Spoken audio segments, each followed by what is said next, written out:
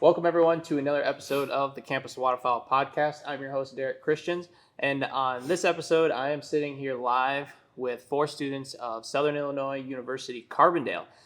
This was definitely a last-minute trip that we put together, and I can't thank these guys enough for having me this weekend and letting me join them and doing some field hunting. So, to start things off, though, like you guys know, we got to thank some companies for supporting Campus Waterfowl, because without them, and yourself, this would not be possible. So Kent Cartridge for supplying the ammo this year, Tetra Hearing, Onyx, Drake Waterfowl, and Ducks Unlimited. So can't thank those companies enough for their support.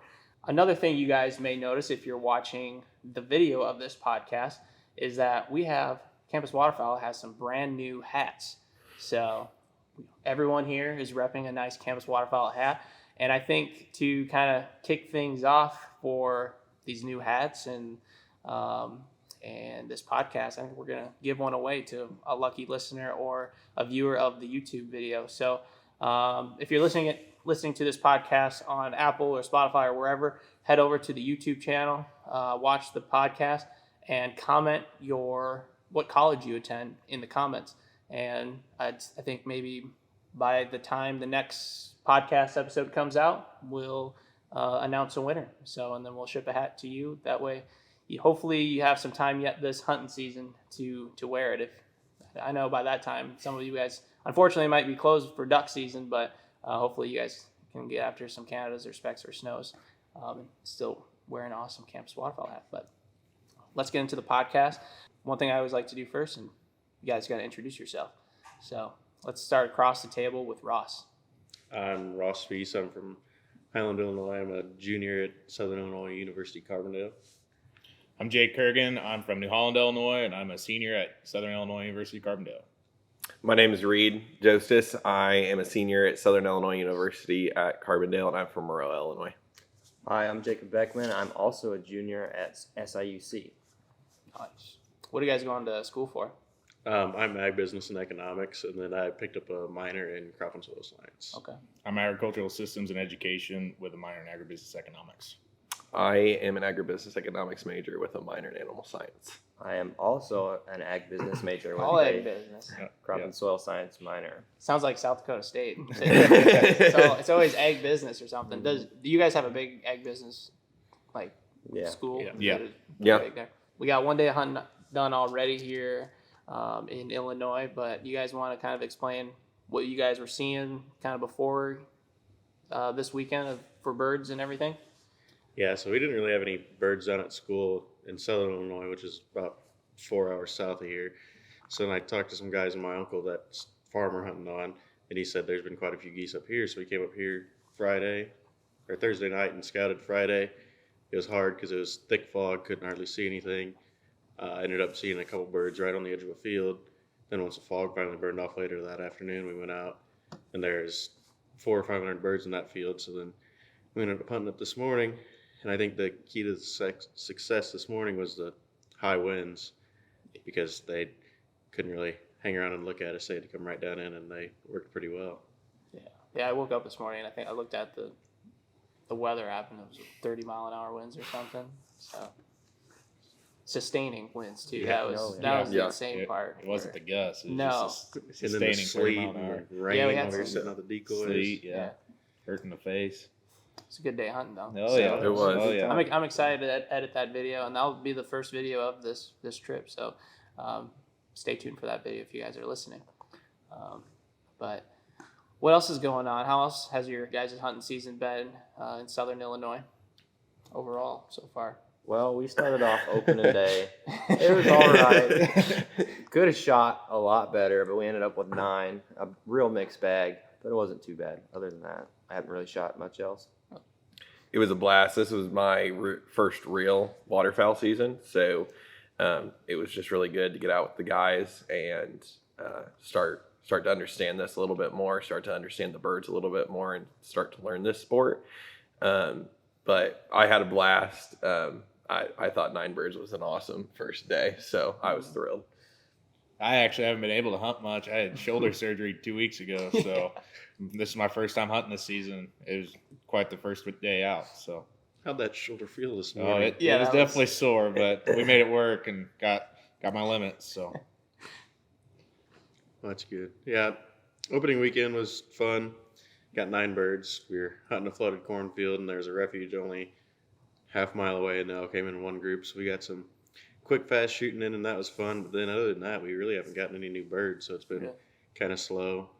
Getting a couple good hunts here and there, but not too much of a banger hunt. Just something to keep you interested. Yeah. Always fun to get out. Better than sitting at home on the couch.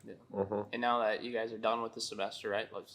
Did I hear over the weekend? Finals Yeah, was, yeah, was Friday, last week. So now you guys can kind of take a breather and enjoy the hunting a little bit more. Got a month off for Christmas break. Hopefully get some good hunts in. Yeah. Oh, yeah. Yeah. Any big plans? Any trips or anything during Christmas break? Any hunting trips? Not Well, any big ones that I know of. No. I got Hopefully. planned right now. we can get a good cold front push and hope maybe they'll push some more birds down and we can hunt down by my house. Yeah. That's a good thing though about being free for break. Whenever we do get a good cold front that's going to come down, I mean, we can go on a hunting streak for a week if we want to or whatever. Now Yeah. we don't have to worry about class, so we should be able to get out there and get after them once they start moving. What about two of you guys are fairly new to waterfowl hunting, and you said is this your first season or second. second? Yeah, I mean, I did a little bit of hunting last year with Ross. It was just a tough year last year for us hunting the walk-ins. It really was. So I really liked it, but it's just like any other hunting. You know, you got to stick with it. You got to be persistent if you're going to be successful. That's why it's hunting and not killing. So we pushed through last season. I really liked it. Started back out this season, and like I said, had an absolute blast opening day this year down south, and was hooked. So now I'm up here. Yeah, he got me hooked last year too. Now all my paychecks seem to be buying decoys, or layout blinds, or layout bags, and yeah, I just fell in love with the camaraderie of it. I've been a big deer hunter my whole life, and I go sit in a tree by myself. But getting out there in the duck hole with all my friends, that's just picking on each other. Miss a bird off, get pick on. And I don't know, enjoy that aspect of it. Yeah, the excuses that I just posted a video from when I was in New York the other week, and that's people are getting a kick out of that on Instagram and TikTok right now. Just all the different excuses people come up with of bashing one of their buddies or something. So Yeah, for the record on me, I have a modified choke-in, and I'm only shooting 3-inch shells, so that's fixed for tomorrow. So any there was shooting one today. There was one today that was. Yeah. Well, like I said, we're still learning. So, There you go. But it was purely a lack of equipment that I did not kill birds today. Yeah, you didn't waste your paychecks, right? Right. Yeah, you could just blame your shoulder all week. Right. if you Yeah. wanted to. Yeah. So, Yeah. Cringing in pain. but no, it's been a good weekend so far, and I'm excited to see kind of what happens tomorrow. And the plan for tomorrow, I think, what we've come up with, we're hunting the same field, aren't we? Yeah. We went out tonight, and the birds didn't really fly a whole lot. A lot of them were sitting on the water.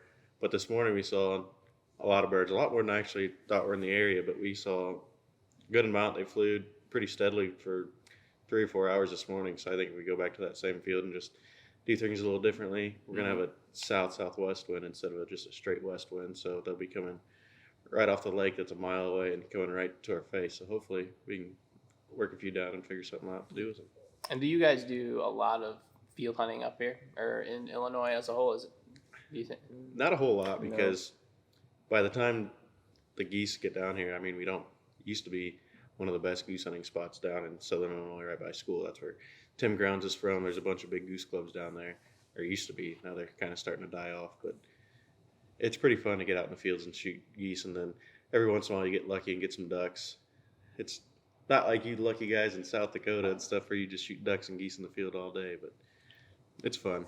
It's fun to get out in the fields. It's a lot different than hunting the water. I think in this area in Illinois, you have to pretty much field hunt because there's just no water.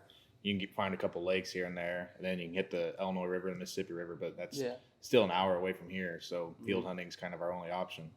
Mm-hmm. Public land here in Central Illinois is a much more sought-after commodity than it is in Southern Illinois and even Northern Illinois. So unless you have permission or you have your own land, it's your options are a little bit more restricted on what you can and can't do. So What about Illinois as a whole? And then even you could talk about just the number of hunters down in Carbondale. Like, how competitive is it? Oh man, down south it is very competitive. There's a lot of hunters down there, and there's a lot of new people getting in it, and a lot of old people that just love to hunt down there. So yeah, it's very competitive down there. I don't know about up here. So Up here this weekend, we haven't seen that too many people driving around, and it could just be it's not peak migration yet. Hopefully, everybody up north saying that the ducks and geese are starting to really move down. See Joe Hines killing everything, so who knows? He might just get them all before they come down. They got hit by that snowstorm up north. What was it, earlier, a couple days ago? Yeah, earlier this week. Yep. So, we're praying that some of those birds get pushed down this way. And I know the blinds are very sought out after on the rivers. Like I said, Illinois and Mississippi do have blind drawings and the lakes in that area, and they're very sought out. And the big blind drawings are huge. Like, everyone goes there, brings their friends, trying to get as many blinds as they can for the season. So, when you say new hunters that you've noticed down south, what age group have you been kind of noticing? there's a lot of like high schoolers getting into it, and some college kids, but mostly high schoolers is what I've noticed. Yeah. Yeah, I mean, for me, it was kind of a rekindling thing because I grew up hunting and fishing, but grew up doing more small upland game stuff. Yeah. So rabbit, pheasant, doves, and then started doing a little bit of deer hunting. And then when I came to college, it just, life happened. You live 3.5 hours away. It's hard to, make time for things. And so I didn't do it as much. But these guys kind of got me back into it, and now I'm into this addiction of waterfowl hunting, I guess. So, would you put waterfowl even above like your time that you would put into whitetail or any of the small game hunting? Yeah, absolutely. With this group of guys, I would, especially because, like Jake said, it's really about getting out with your buddies, and it's whitetail hunting is fun. But that's not a group sport as much. You don't get to go out in the blind and make breakfast. You don't get to do the scouting before. You don't usually do all the hangout. I mean, you have deer camp, but that's Make about the fun of each extent other that. when there's some poor shooting. Yeah, exactly. So this is much more of a group effort, and I think that's a great word for it. This really is a group effort. There's not a lot of waterfowl hunters out there that are doing it all alone. Setting up 5 dozen full bodies out in the field and hunting alone. So it takes a team to pull it all together. And I think that's pretty cool about this sport. I started thinking earlier this year just to have, like, sometimes you'll get into a rhythm where you have good shoots after good shoots, and it's like then you have a bad one.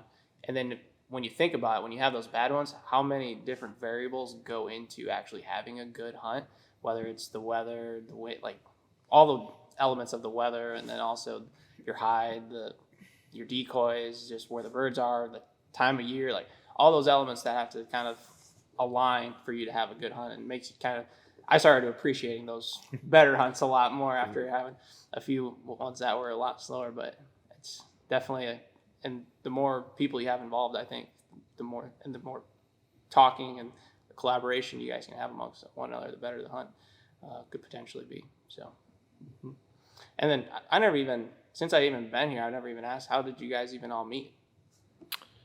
Well, Greek life at SIU, I think, is how most of us met. That's how we met, and it's how we met you guys, I guess. So we're in a fraternity called Farmhouse Fraternity at SIU. So that's how we kind of linked up, and then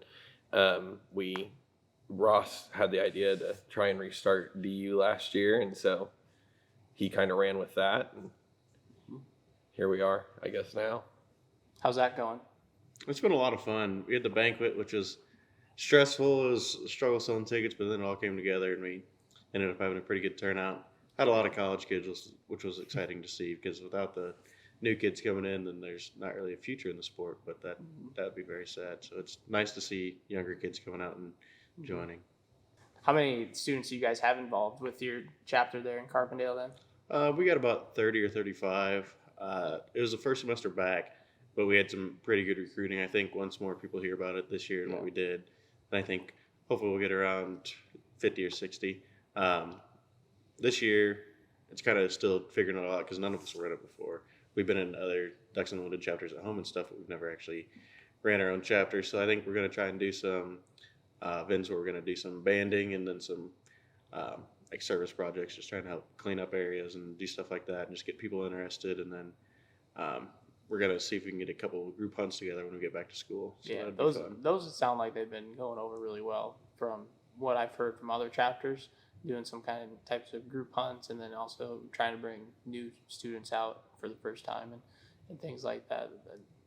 Because once you kind of start that chain reaction of bringing someone new, then they want to bring one of their friends along because they're all excited and they were like, oh, I want to introduce so and so to it now, and it's just chain reaction down the line, and then you get more people kind of involved with the chapter and can help run those events and get more people at those events. So yeah, and we're pretty lucky down there at Southern Illinois. We're right next to the Shawnee National Forest, so I mean there's tons of land all over the place you can go to hunt. Ducks is a little bit harder, but there's big muddy wetlands, the Union County, just all kinds of different stuff. It just depends on how far you want to drive, and it's all within about 30-40 minutes, so it's nice. Are all you guys involved with the chapter then? Yep. On campus? Mm-hmm. What made you guys kind of want to get involved and then also like get it back and up and running? So I guess when I was a freshman, after my first semester, I was like, okay, I want to get involved in some new things. And I was looking online, and we had a Ducks Unlimited chapter. So I talked to them and tried to join, and they're like, oh yeah, like we'll let you know the next meeting and stuff is. And then just a little bit after that, we had COVID, so everything was shut down.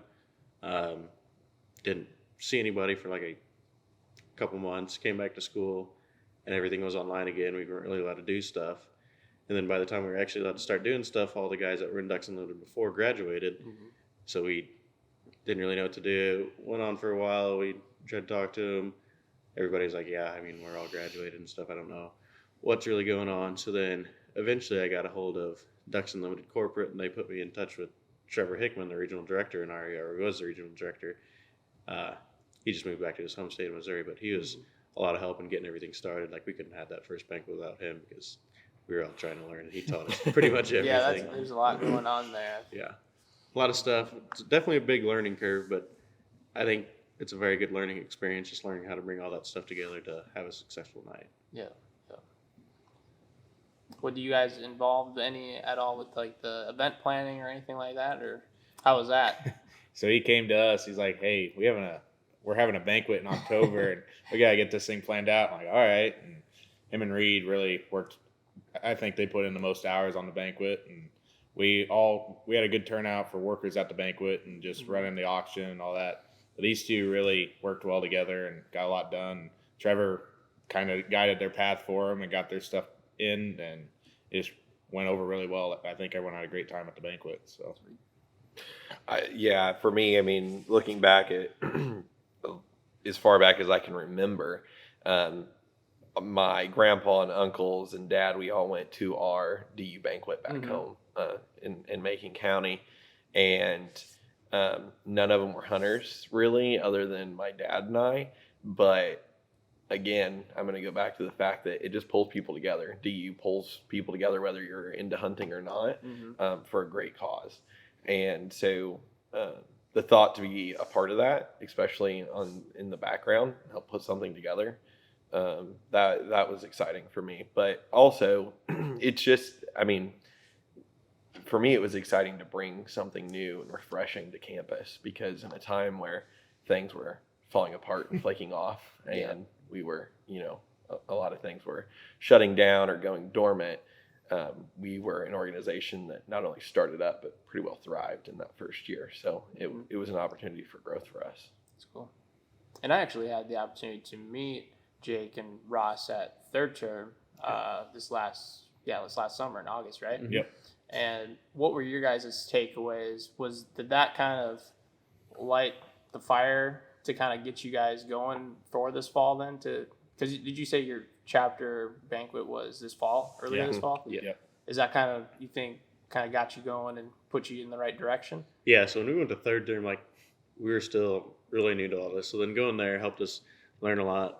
The different breakout sessions we had and just talking to all the other chapters, meeting everybody from all over the place. That was cool just to hear everybody's different hunting stories, where they hunt, how they hunt, and then just how they run their banquets and the different ideas that everybody had, because everybody's got all different kinds of ideas, and it was all a lot of fun. And then that, seeing everybody go up on stage, getting their awards for raising, some of those bigger schools, hundreds of thousands of dollars. You're like, well, I'm not sure about that. We're going to give it a try. And, it was a lot of fun. It was definitely going to be attending next year. What about you, Jake? What were your guys' biggest takeaways? So at third term, I realized like they actually cared about it. Like DU is putting in the effort to care about us. I was the first time show up to this third term, and they pulled me up on stage and gave me a cord for being a senior. And just that was cool. Like, wow, they actually took the time to go through their seniors and recognize them for their efforts. And I was just new. Like I was helping plan this banquet and helping Ross kind of come up with some ideas that we're going to do some habitat management and duck banding and just trying to get those balls moving. But third term just really made the college student known that DU's like they're really caring and they want to push you as far as you can and help the organization grow. So yeah, one of the biggest things I learned there that I didn't really think about was, without getting younger kids like us into it, then all the older guys, because you all know, you go to the Ducks Unlimited banquet and there's those old guys that are like, oh, I'm never winning anything. They're a lot of fun. They got some good stories, but soon they're going to be gone, which is really sad. So we're the future and we got to keep this thing going. Yeah, it's the more I've been doing campus waterfowl, the more I've learned how crucial, like specifically the college demographic is to not only waterfowl hunting, but also just the overall outdoor involvement. And just because like your life kind of pivots when you get into college, because you're starting to make a lot decisions that will affect your entire life. And unfortunately, one of those decisions is sometimes the involvement in the outdoors, just because work-life balance. Because sometimes you get in a path where you're always thinking about your career and you kind of forget what's happening back at home. And what happens at home is a lot of times you're in the outdoors. And so just ensuring, and what I'm trying to do is keep you guys in the outdoors throughout college, but also making sure you guys get your good grades and pass your finals and all that kind of stuff. Like that comes first, but also you can have a support group like you guys, like I'm sitting here with you guys, to encourage one another to get outside, and whether it's waterfowl hunting or deer hunting or like kayaking or just anything. So just getting outside, and it benefits everybody. So but yeah, what about, how'd you guys even all get into, we talked about how you guys kind of got into waterfowl hunting, being new, but Ross, how did you start waterfowl hunting? So I started out deer hunting, and that was fun. And then one day my mom was going up to Kansas City to see her cousins. He goes, hey, my uncle's up there and he's got some ground down in the bottoms. And he goes, why don't you come up and bring your shotgun and we'll go duck hunting? So I went up there, got all the stamps and everything. Went out the first day. It was freezing cold, terrible. I was like, why are we outside? And then the first duck came in and I was like, oh, this makes sense. This is great. Best, worst mistake I've ever made in my life. Because then you're chasing them all the time. You're addicted to it. You spend all your money on it, but it's definitely a lot of fun. You meet some great friends. It's a great time. I don't even know how to describe it. What about you? Long story. My dad was a duck hunter since I was a little kid, and he took me out, I don't know, first time I was 10 or something. First time we didn't kill anything. I was like, this is stupid. Why am I doing this? And then he took me out, I don't know, a couple years later, and we ended up shooting some ducks. Like, all right, this is pretty fun. And I started getting into it pretty heavy in high school. Hunted a lot throughout high school. I met some of my good friends, such as these guys, a couple friends in high school. It really gives you a good bond between people and some of the best memories. Mm-hmm. So that's how I started. Yeah, my first time we went out, I shot mallard hen. That was my first duck. And then after that, I was like freshman. No, I was in middle school, I think. And then some of the older guys were going, and I talked to them, and they ended up taking me, and we hunted public land walk-ins, and it was hard work. And there's a lot of days where you saw a lot of birds, didn't see a lot of birds, whatever. But sometimes you'd get that good day, and you'd shoot your limit of birds, and that kept you going back. Even if you won a day and you didn't see anything, you're like, oh, tomorrow might be the day. So you wake up at 2 o'clock and do it again. That's why people think we're crazy, but it's fun. That took me a while to figure out. I mean, even last year, I talked about the hunts last year being hard. Man, hunting walk-ins on public ground and having to wake up at 2:30 in the morning to go sit out there and just physically be there to hold your spot, and then look around and be like, "Oh, we're just bird watching today." It's like, It's all part of it, though. yeah, that's rough. But I think, like you guys all said, then once you have like your first good hunt, it's like, oh, I get it. Yeah. And then the bad days make the good days that much better. Mhm. Oh yeah. So I've been here a little over 24 hours now, which is kind of seems like a lot longer than that. It's crazy. It's only been a day. We've been That awake 2 for hours of nearly sleep. all those 24 hours. Yeah. But within those 24 hours, I've been hearing a lot of stories, different hunting stories and everything. So what are some of your guys's, of the ones you've told me so far, what are some of your top ones that you'd want to share, that you can share? I would say opening day 2020. That was an experience. That was work. Yes.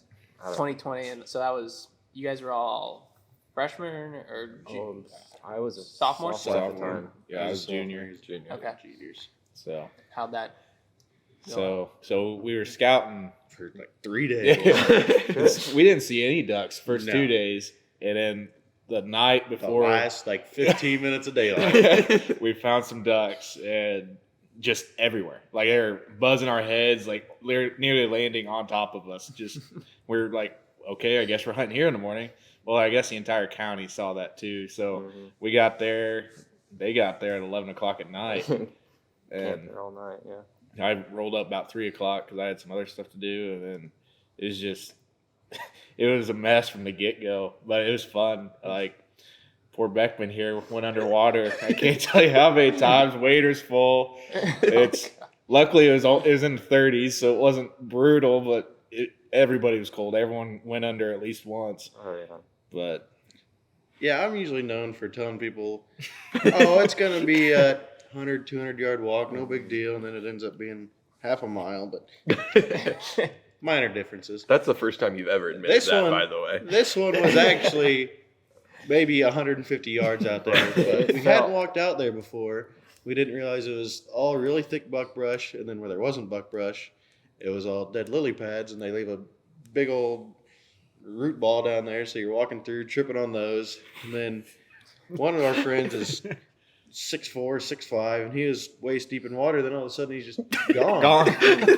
Like, where'd he go? And then he comes up about 2 seconds later. He found a beaver run. And they were everywhere after that. So we were really watching our step after that. But it was a fun little shoot. We shot some wood ducks, some gadwall. It was a lot of fun. one mallard, one One widgeon. mallard. One And widgeon. Yep. We a little sunk. bit of everything. Oh yeah, we sunk the jet sled. All our stuff went underwater, so we had to go get all that. Yeah, we were working birds, and then we had some guys 50 yards from us working the same birds. Yeah. We'd shoot at them, they go to them. They'd shoot at them to come to us.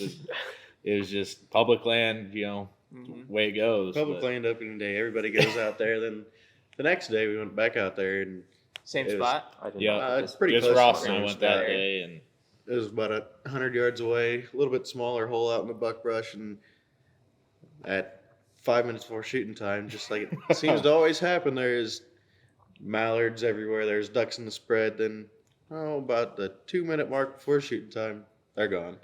But we ended up shooting, 5 or 6 ducks 5 or that 6, day, yeah. and it was fun. That was a lot of fun. They were in close that day, and that really made up well, opening day wasn't bad. But these ducks were in close, and It made the weekend way more enjoyable. nobody went under that day. I went You under learned. 3 times chasing that gadwall. Well, it was your second time walking in waders. That's just to be expected. But I'd like to say, knock on wood, I've yet to be baptized. oh, Good thing we're not hunting in water tomorrow. You would be wet. yep. Maybe we'll go hunt a pond or something. Just If to you're make it hunting in water there. today, you just would have been blown over into Oh, the water. yeah. Oh, yeah. That was some wicked wind today. What kind of waterfowl, what kind of tips would you give to people that you've learned over the years for waterfowl hunting, just in general? Anything that you can think of? What are your Just- best tips? Just scouting, and then however you see the birds acting in that field, if you're field hunting or water hunting or whatever, if all the birds are in tight, that's how you put your decoys. If they're all spread out like today, or I guess Friday whenever we found the birds, looking at this field, it was a 100-acre field, and they were taking up well over half of it, but it was just a lot of little family groups, which is kind of weird because it's not early season, but they were just all spread out throughout the field. So that's how we set up the decoys today, and it worked out. And then we had some birds short stop us, and that's how they landed again. There was a group here, another group 50 yards away, and so it's just trying to mimic how the birds are acting in the area as best as you can.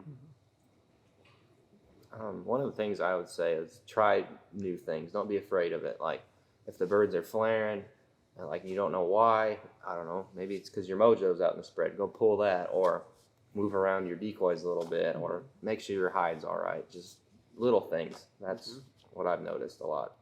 And don't be afraid to try different things that nobody else is doing. Like I always am online looking for different things, and one of the best things I found for hunting water, especially in smaller holes or just when there's not a whole lot of wind, is get as much water motion as possible. Like I found this one duck that it has just wings on it and just looks like a decoy sitting out there, but then you pull on the string and it looks like a duck taking a bath. I don't know if ducks really do that a whole lot. It looks good, makes a lot of motion on the water, something different, something that not everybody has. So, and it seems to work pretty well. Be patient. Patience takes a lot of it. Yeah, you're going to have your fast moments, and that's how you want your whole hunt to be, but those fast moments are going to be few and far between some mornings. But if you stay there and just be patient and wait for the perfect time, it could be the hunt of your life. You don't know it yet. So I would say for somebody just starting out, stick with it for at least a whole season. Do the good and the bad. Do a lot of different stuff, because I've field hunted geese before 7 times actually, never killed one, never even had a shot at one. But I still really enjoyed that, and today was a blast. So I think that some people just like waterfowl hunting different ways. So try a little bit of everything and have some good hunts before you give up. Yeah. So stay at it. Do you think you learn more? I don't know if a lot of you guys gone on solo hunts or anything like that. Do you think you learn more in solo hunt scenarios or in group settings? Solo hunts. Solo, That is where right. I've learned the most. Yeah. I would. Oh, sorry. No, go ahead. I would say. I mean, right now for me, group hunts, because I'm just watching what everybody else is doing all the time. I mean, and it's just I'm still I don't even know. We were putting out silhouette decoys today, and I'm I never really thought how far are you supposed to shove these things in the ground? Doesn't matter. I'm just kind of watching around to see what everybody else is doing. It's right now group hunts for me, but deer hunting, I started hunting by myself probably 5 or 6 years ago, and completely by myself, no one else out, even hunting the same property. And I think that that's good, because then you make your own mistakes and you learn a lot faster that way.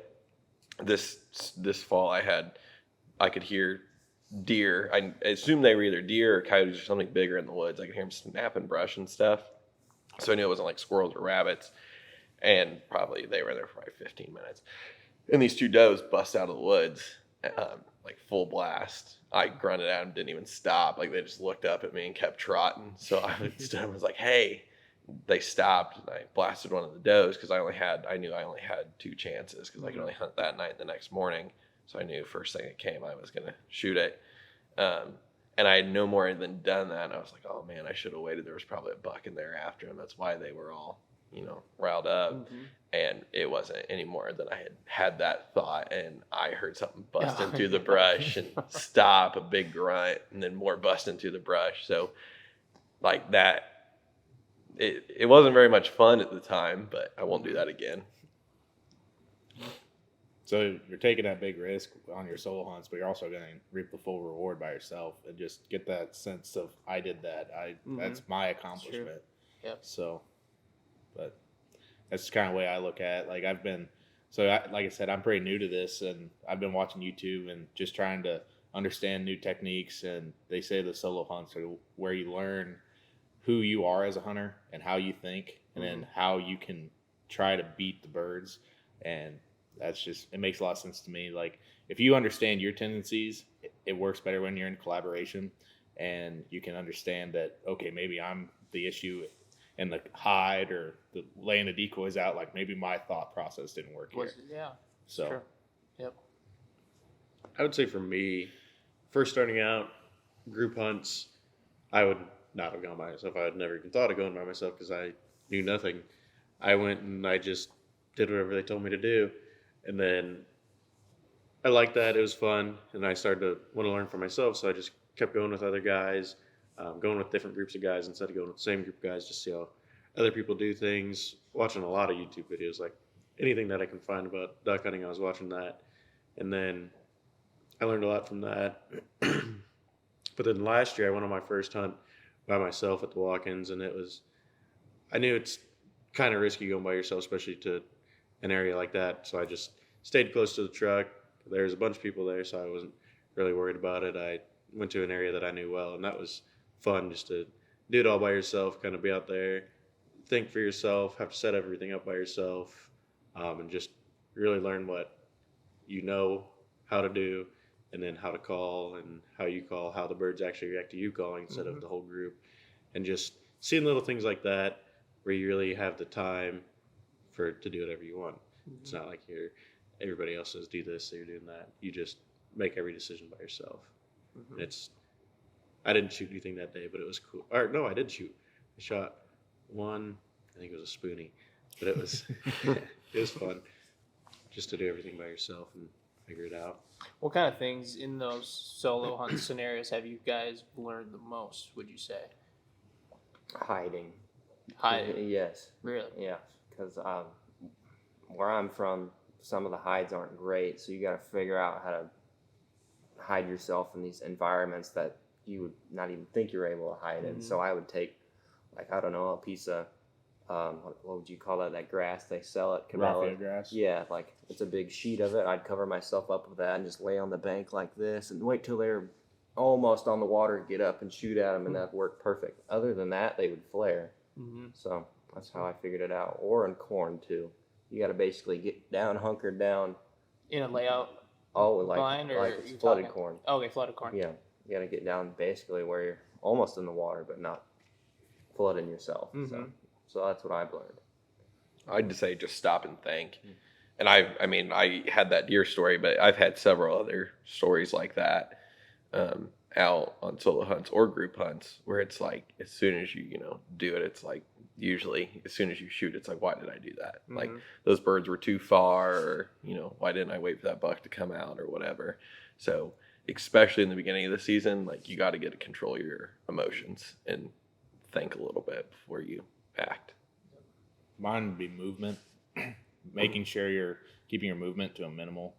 I know I still struggle with this, and Looking at birds and that Yeah. while they're above you. and trying stuff. not to do the whole No, looking still around, and Yeah. because they can probably see the whites in your eyes and you don't know it. And just like in deer hunting, you're always like just moving real slow, just trying to watch everything. And duck hunting's the same way. Those ducks can pick you out, moving real, like they're going to pick that motion out on the ground real easy. So just watching your motion.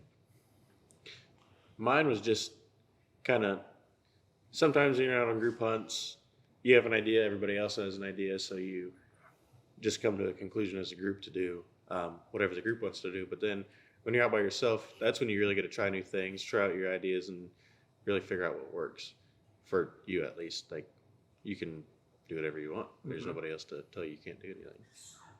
One thing I noticed today when we were sitting out there is we weren't doing a ton of calling. What made you guys decide to not do that? I mean, I'm not a great goose caller, decent on a duck call, but still trying to figure out the goose call. And they came over the trees and they locked up as soon as they saw us. Yeah. So we just kind of sat silent, and it worked. Every once in a while, I'd collect at some of the other groups that you could tell they were losing interest, and it all worked out fine. I mean, it didn't really require a whole lot of calling or convincing. I think a lot of it was due to the wind, and then I don't know how long they'd been feeding there, but they seemed pretty comfortable in that field, and they knew where they wanted to go. So it was just being in the right spot. Yeah, hunting this morning reminded me a lot of like early goose, where not a lot of calling. Even like you said, like they were in these weird family groups, and it's like it's kind of early season all over again. Yeah. In what now, mid-December or Yeah. whatever. Yeah. Well, it's still 60 degrees, so Yeah. it seems like early season. It every was once in a not while, 60 degrees this morning. It No, will this be morning's tomorrow, cold. but yeah, I think it was just a big comfortability. Like, I don't think any of us were comfortable with a goose call enough to think we were going to really help it. And then, like Ross said, they wanted to be there. So there wasn't much we could do. And we couldn't hear them until they got right on top of us because the wind was so crazy.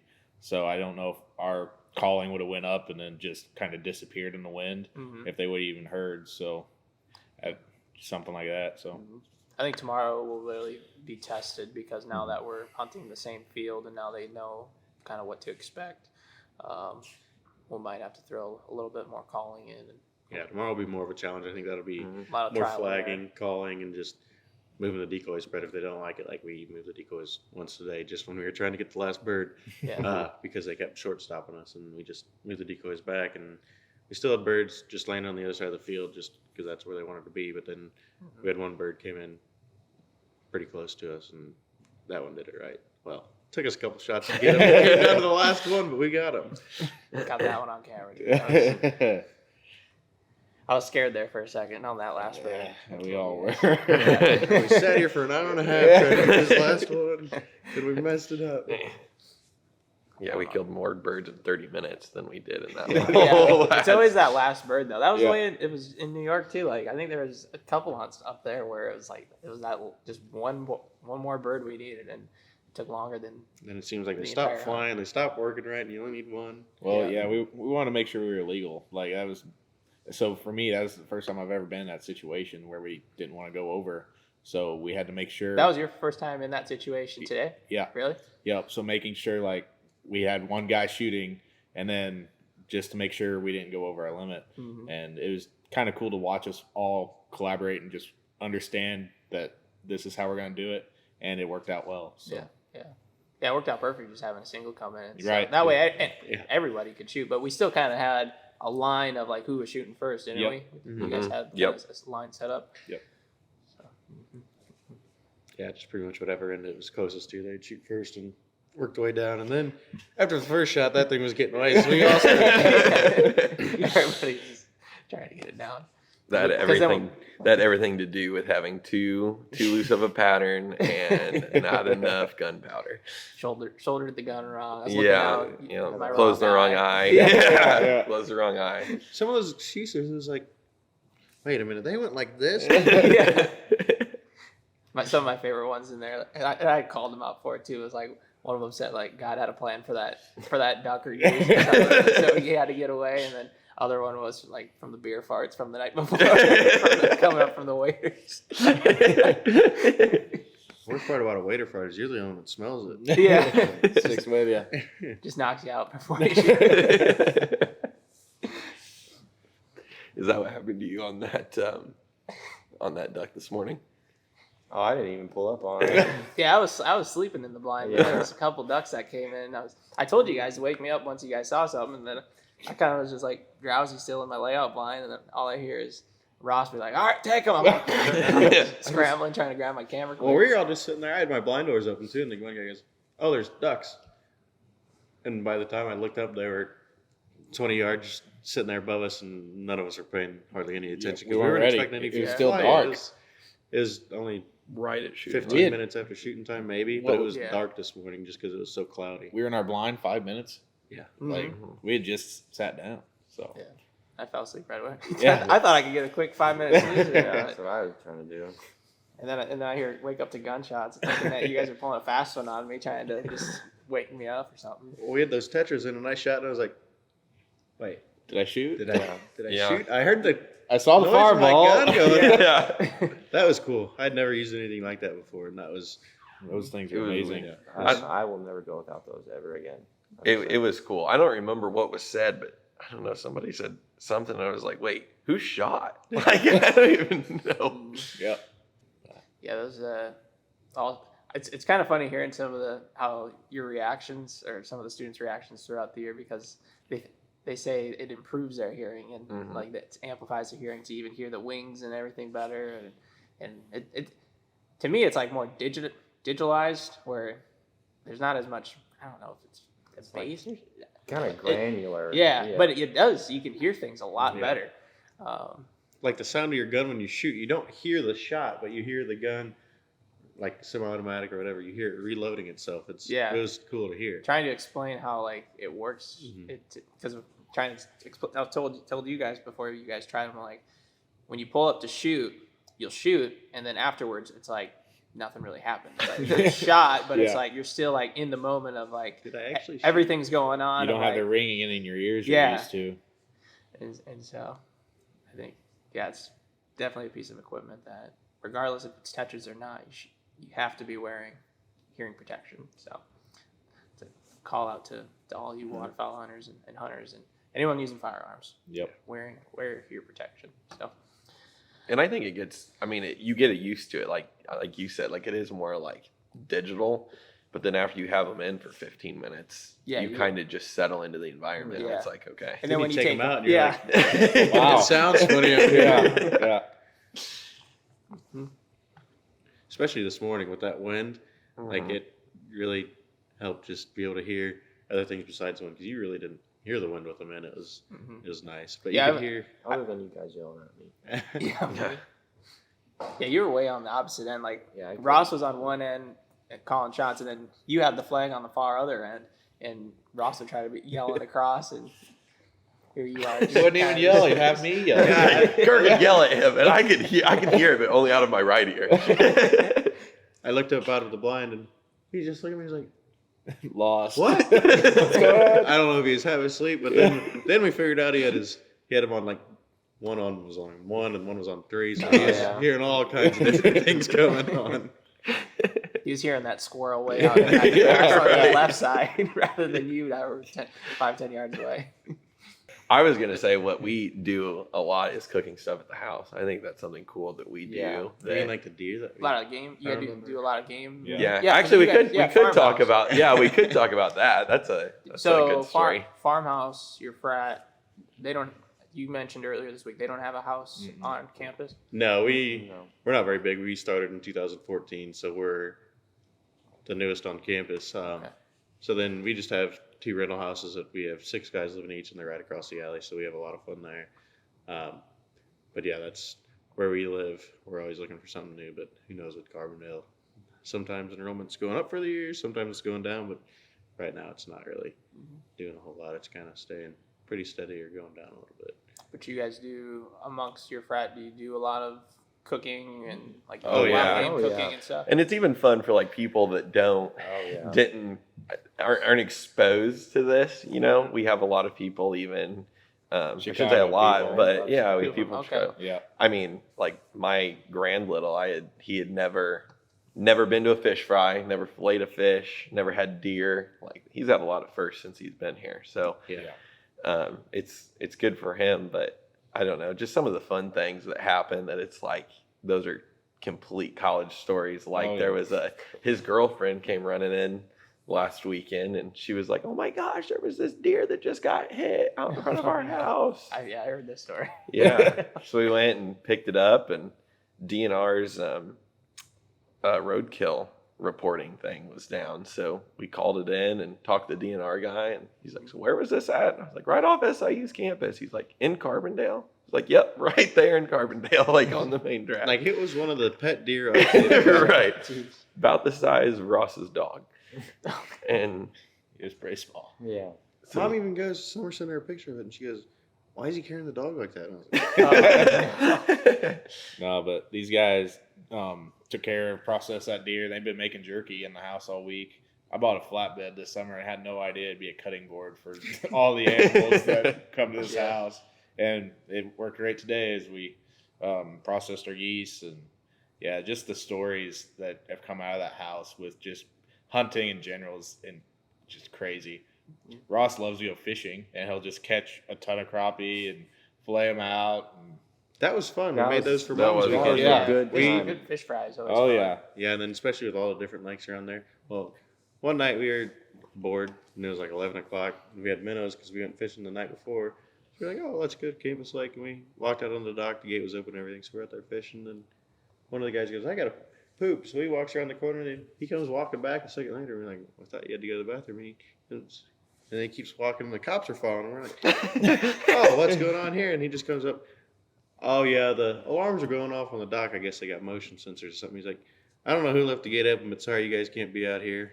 So we Wheeled pulled our up cooler. our stringer of fish. He's like, oh, looks like you guys have been having fun. You can fish with the bag. Just don't get out here because I don't want to have to come over here again. I'm not mad at you guys or anything, but we do stuff like just fish all the time. Just whatever we can do to get outside is a lot of fun. SIU has a nice campus lake for that. That's cool. Well, whenever it's not. Yeah. Yeah, covered in green orange, algae and all- orange whatever. algae. It is cool though. I mean, I think that's one of the most satisfying parts for me is like being at the house and Sharing everything with all the all the- guys. yeah. That's a good time over Like there. we ate that whole deer with a deer jerky and We cooked the Like back 2 straps in days? one night. The Yeah. four of us Yeah. ate it. That whole deer Dinner. was gone. I mean, it Yeah. wasn't a big deer, but it was. We ate a lot of meat in the couple days that we had it. Yeah. And it's cool seeing everything like go to good use Yeah. too. Yeah. We really, I think I'm pretty proud of our group of guys too. We take care of everything off of the animal too. I mean, Ross likes to pull the hearts Those are good. out of, Oh, yeah. Those are out of the delicious. ducks Oh, and yeah. geese. They were okay. It was definitely organ meat, but No, we Not as good as fried morels, but you can't. Yeah. Can't beat those. Yeah, the hearts are good. Like, have you ever had gizzards? Gizzards. yeah, Oh, I yeah. haven't had the good We stuff. that was so growing up. It was always take the breast, take the gizzards, take the heart, and then we would even do the thighs as well. Like we didn't leave anything on the goose. And then I got to college, and then it was just breasts. And I was like, "What are we doing?" And I'm used to spending like hours cleaning Right. these birds, and it was like done in 30 minutes. We could Yeah. get these birds done. So yeah, but I don't know. I also think everything just tastes better whenever you do it yourself. You went out there and harvest it yeah. yourself. You come back, clean it, cook it, do everything, and it's just rewarding to see Yeah. what your hard work got you. That sense of accomplishment. Yeah, absolutely. Mhm. I think a lot of that too. I mean, a lot of us have pretty strong ag backgrounds. I think that just being able to provide for yourself, there's just something pretty cool about that. And then whenever you can share that with your friends, yeah. Which was weird because you come down to school, and then you see some kids from like the city and stuff. They're like, "Well, why are you in ag business? That doesn't make any sense." And then you're like, "What'd you eat for dinner?" Beef that I got from the store. Well, where do you think it came from before the store? Well, I don't know. Like, well, it came from a farm, and it, like that's what we're doing is going to do stuff like that. And it's just went to an ag business that got it to the grocery store where you bought it. Well, any final thoughts or anything like that? Looking forward to the morning. Yeah, Absolutely. It'll be good. I'm excited for that. What is it? Italian goose. Yeah. Italian goose. Yeah. we're Yeah, having It's really tomorrow hard for to not lunch. say Italian beef like no one Yeah. else. It's a good old Italian goose. Yeah, having Italian goose tomorrow, and we're making a YouTube video for that as well. So be on the lookout for that. We'll have the full recipe on the YouTube channel, and we'll have Chef Jakob here. Show Yeah. show you guys how to Rodney make it. Beckman special. Yep. So, but I think that's going to do it here at Southern Illinois University Carbondale, hunting with these guys and this episode of the Campus Waterfowl podcast. Thank you all for tuning in, and don't forget to comment what college you attended or attended in the comments on our YouTube channel to be entered to win an awesome Campus Waterfowl hat. So, thank you again, and I will see you guys all in the next episode.